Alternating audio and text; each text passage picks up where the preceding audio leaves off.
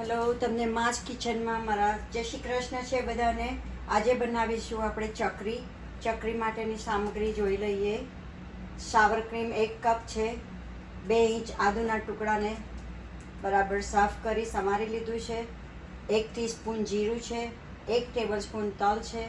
સ્વાદ અનુસાર નમક છે અને 2 કપ ચોખાનો લોટ લીધેલો છે. તળવા માટેનું તેલ છે. હવે સાવર ક્રીમ અને આદુને ભેગા કરી મિક્સરમાં ક્રશ કરી લઈશું. આપણે આવી રીતે બંને ભેગું કરી મિક્સરમાં ગ્રાઇન્ડ કરી લેવું, એટલે એનો થોડો સ્મૂથ પેસ્ટ થઈ જશે. એનાથી આપણે લોટ બાંધવાનો છે. તો ચાલો હું ભેગું કરીને બ્લાઇન્ડ કરી લાવું. હવે આમાં હું સ્વાદ પ્રમાણે મીઠું નાખી રહી છું, કરીબ 1 ટીસ્પૂન જેટલું. જીરું, તલ અને હવે આ જે મિક્સર ભેગું કર્યું છે તે આમાં નાખીશું. તમારે તીખું ખાવું હોય તો આની અંદર તમે મરચાં પણ વાટી શકો છો. હું મારા ગ્રાન્ડસન માટે બનાવું છું એટલે આમાં હું મરચું નાખતી નથી, ખાલી આદુના જ એનાથી હું ટેસ્ટને થોડોક લાવવા પ્રયત્ન કરું છું.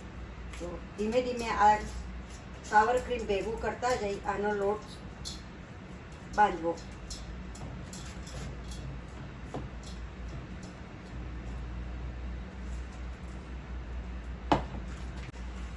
હવે મેં આ લોટ બાંધી દીધો છે. લોટને આવો ના કઠણ ના ઢીલો એવો લોટ બાંધવાનો છે.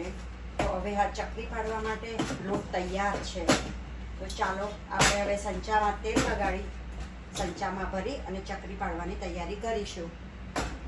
હવે આપણે એક બાજુ ગેસને ચાલુ કરી દઈશું અને બીજી બાજુ આ તેલને આવી રીતે ગ્રીસ કરી સંચાને અને પછી અંદર લોટ ભરી ચકરી પાડવાની તૈયારી કરીશું.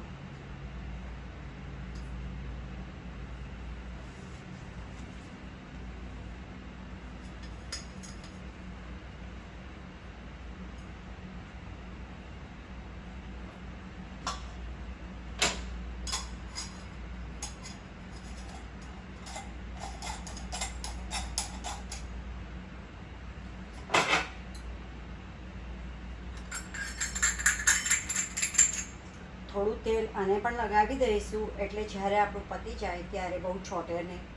સાફ કરવામાં બી આપણને ઇઝી રહે થઈ જાય આ બધું.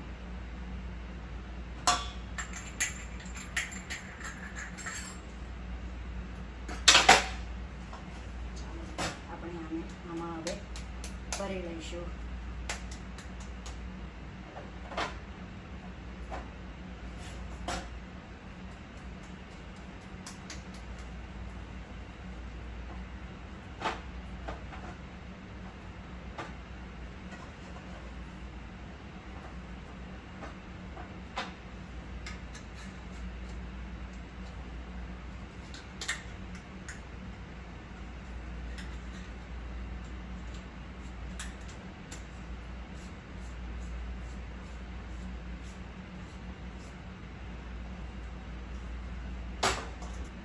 હવે આવી રીતે આપણે ધીમે ધીમે સંચો ફેરવી રાસો રાખી આમ ચકરી ગોળ ગોળ ફેરવતા ધીરે ધીરે પાડી દઈશું. તમે જોઈ શકો છો કે ચકરી બધે આસાનીથી નીકળી જાય છે સંચામાંથી. હવે તમારે જેટલી મોટી જોઈએ એ પ્રમાણે તમે કરી શકો છો. અને બીજું હું કહેવાનું ભૂલી ગઈ હતી, મને આમાં લોટ બાંધતા 1/4 કપ બીજો સાવર ક્રીમ લાગ્યો હતો. તો 1 કપ અને ઉપર 1/4 કપ સાવર ક્રીમ જોયું હતું.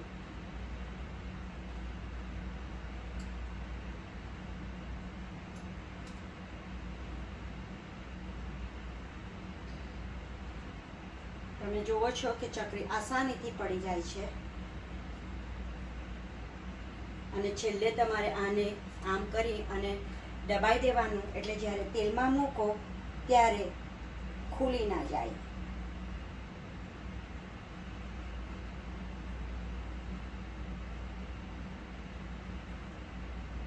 અને તળવા માટે તેલ બહુ ગરમ નહીં અને બહુ ઠંડુ નહીં, મીડિયમ હોટ રાખવાનું છે.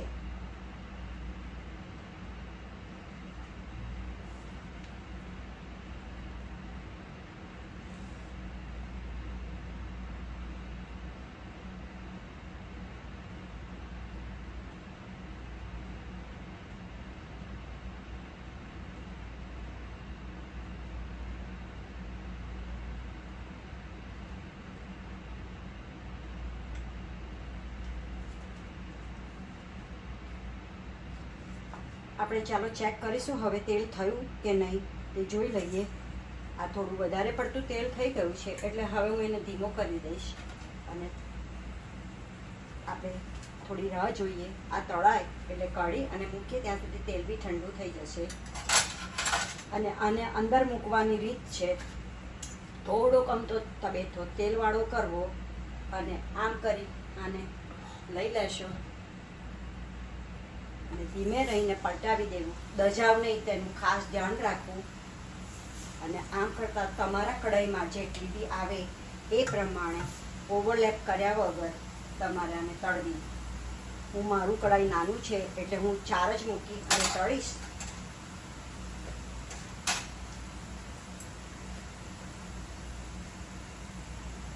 જોઈ શકો છો કે ધીમું ધીમું તળાઈ રહ્યું છે.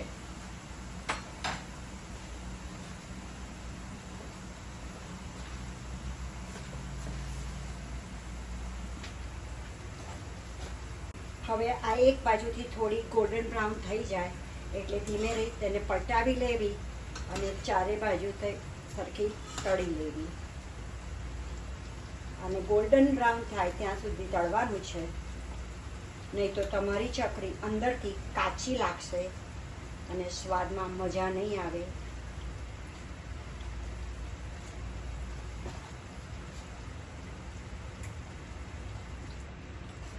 હવે જોઈ શકો છો તમે હવે ઓલમોસ્ટ આ ચકરી તળાઈ જવાની આવી છે. હવે 30 સેકન્ડ જેટલી જ વાર છે.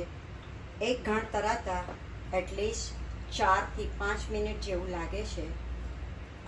તો એને ઉતાવળ કર્યા વગર ધીમા તાપે તળી લેવું.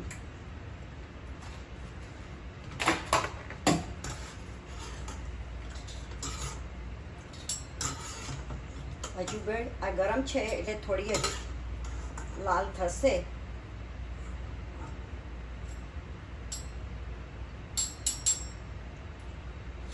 એક વાસણમાં કાઢી લેવી. હવે આપણે એવી જ રીતે બીજો ઘાણ પણ તળી લઈશું. તમારો એક ઘાણ તળાય ત્યાં સુધી તમે એક સાઈડ ઉપર બીજી પણ ચકરી પાડતા જઈ શકો છો.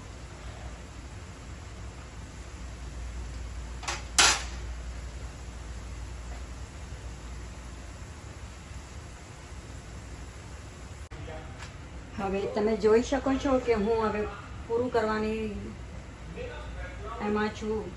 તો હવે આ છેલ્લો ઘાણ રહેલો છે અને આ જોઈ શકો છો તમે કે આનો કેટલો ક્રંચ આવેલો છે, કેટલી સોફ્ટ થયેલી છે. મોઢામાં મૂકતા વાગે નહીં પણ સોફ્ટ છે. જોઈ શકો છો અવાજ. તો ચાલો આની સાથે જ આપણે આ વિડીયો પૂરો કરીએ છીએ અને હું તમારા સાથ સહકારનો આશા રાખું છું. તો please like, share and subscribe કરવા વિનંતી કરું છું. Thank you.